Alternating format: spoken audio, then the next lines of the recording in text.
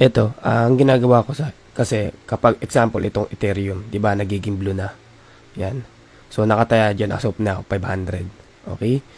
Ngayon kapag nagiging blue na siya, doon ko sinasabihan, ibig sabihin tumataas na yung value. So kiniklik ko yung Ethereum na nagiging blue, tapos manual buy ako.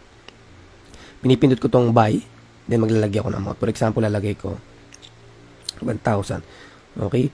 So pag confirm ko yan, so maglalagay siya ng 1,000. So lalaki yung nakalagay sa position amount. So magiging 1,500 yan. So pag nag-profit siya ng 1.3%, kunin mo yung 1% ng 1,570. So ayun yung profit mo. Okay? So meron naman nangyayari, okay, katulad nito na IPET. Nakalagay dito $3,845 or USDT. So kailangan ko maghintay ng negative 0.758 para mag-profit, para mag 1.3%. Ngayon, para hindi siya maipit, para mas bumilis yung TP niya, mag-manual buy ka. Okay, manual buy, then maglagay ka ng another kung magkano yung meron ka. So, let's say sabihin natin, pag dinagdag mo 10,000 USDT, so magiging negative 2% na lang.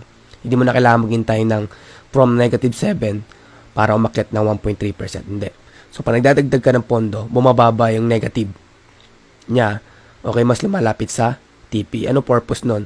Kumbaga, kino-cover niya yung unang loss, okay, kasi bumagsak yung value. Then, kapag pumalo ng 1.3%, okay, mag-TP siya. So, kung ilan yung total na amount mo sa position amount mo, so kunin mo yung 1% na position. Ang ganda kasi dito sa robot, okay? So, kung pumalo siya ng 1.3% at nagtumaas pa ng tumaas, hindi siya magsisell hanggat hindi bumababa yung market ng 0.3%. Okay? Kahit pumalo siya ng 5%, kahit pumalo siya ng 10%, hanggat di bumababa ng 0.3%, hindi siya magsisell. Kaya napakaganda ng robot.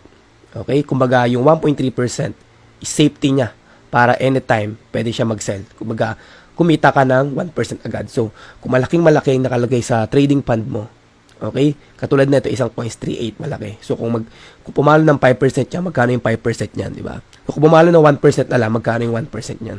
So, ganun kaganda yung robot. So, mas mapapadali yung ginagawa rin sa trading kaysa sa manual trading.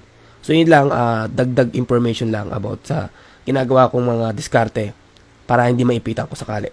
Okay?